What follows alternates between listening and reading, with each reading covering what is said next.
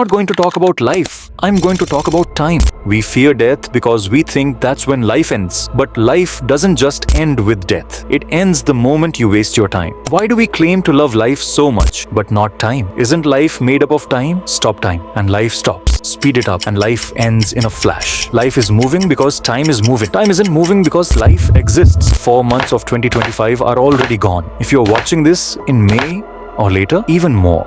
Only 8 months are left now. Even though everyone gets the same limited time, by the end of the year, the results will all be different. Why?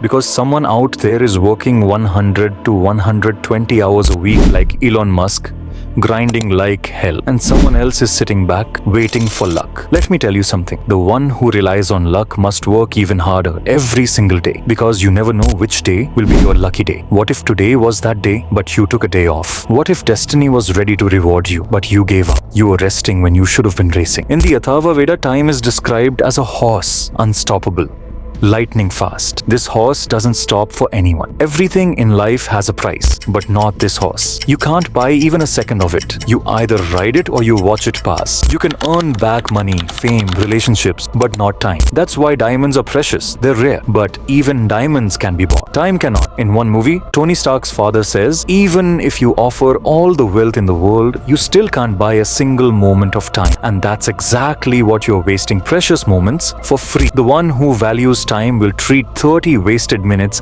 as a greater loss than 30,000 rupees. If you can respect time like that, a day will come when even 30 minutes will be worth more than 30,000 rupees for you.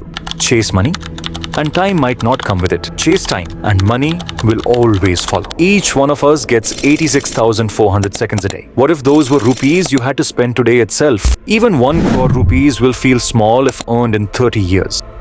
But if earned in a month, it'll feel huge. Even 1 rupee will feel precious if earned every single minute. We don't truly value money. We value time. If you've wasted time till now, let it go. Let me teach you how to ride this wild horse called time. Let me show you how to hold every day, every hour, every minute. The 2 biggest sins we commit, often without realizing. 1. Thinking we are weak. 2.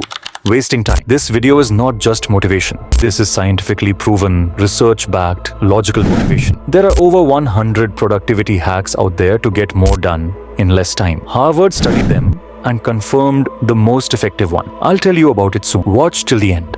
A person who values time never wastes someone else's time. Abraham Lincoln lived in poverty early on, but he used his time wisely. So wisely, he became the President of the United States. He used to help his father do farm work and study all at once. Today's youth can't even manage a side hustle with their studies. Read this line 100 times. The problem isn't being born poor. The problem is dying poor. God has given everyone something more valuable than money. Time. Every billionaire invested their time right, not just their money. The world saw Warren Buffett invest money wisely, but nobody noticed. He actually invested time wisely. At the age of 6, he was buying Coca-Cola and chewing gum from grocery stores and selling them door to door for profit. When other kids were playing, Buffett was riding the time horse. At 11, he entered the stock market. He didn't make excuses about not having money. He didn't waste time. He started delivering newspapers, earning $75 a month and investing it. By 16, he had $3,000. Not just because of money, but because of how he invested his time. Bill Gates himself has praised Warren Buffett's time management. He once said, "Warren showed me his calendar. Every minute was accounted for." Buffett believes that's the only way to work. Time can turn a beggar into a king and a king into a beggar. Don't kill time, because when time kills you, it'll hurt more than anything else. You'll cry, "Why won't this pain end?" Let's be honest. You waste time mainly due to 2 reasons. 1. Lack of energy, no mood, no willpower. 2. Lack of purpose. You don't know what to do or why to do it. The one who works only when they feel like it never masters their day. This horse called time won't wait for you to feel ready. We've all heard, don't put off till tomorrow what you can do today. But modern folks have a new version. Do it tomorrow or the day after. What's the rush?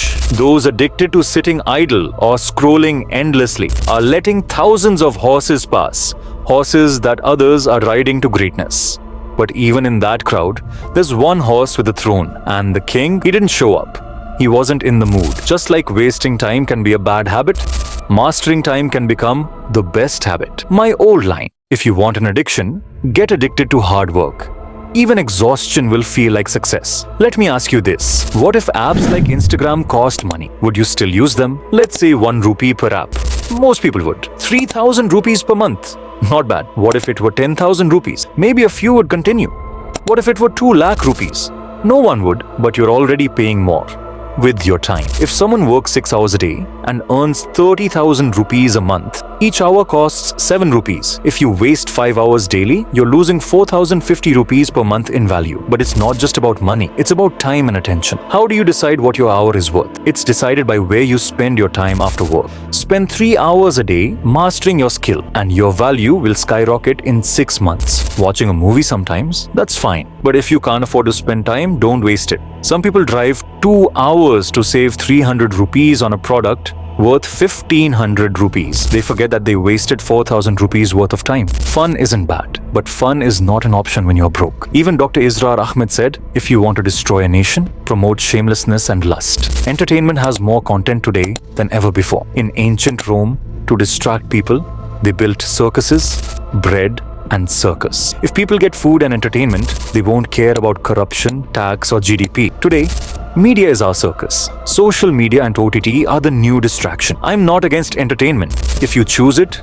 great. If it controls you, dangerous. Escaping the real world for a bit is okay. Escaping it forever is not. Even if we waste 2 hours a day on fun, we still have time left. So how do we take control of our time? Let me tell you. There are 100 productivity hacks, 2-minute rule, 80-20 principle, eliminate distractions, start early, etc. But Harvard studied all 100 and found one to be the most powerful: timeboxing. Every successful person uses it. Elon Musk, who runs multiple companies and works 100 to 120 hours a week, swears by it. Daniel Markovits says, stop making endless to-do lists. Why? Because long lists confuse you. You choose easier tasks first, not the most important ones. You ignore your energy cycles. You forget the context. You forget the why behind the task. That's why timeboxing is key.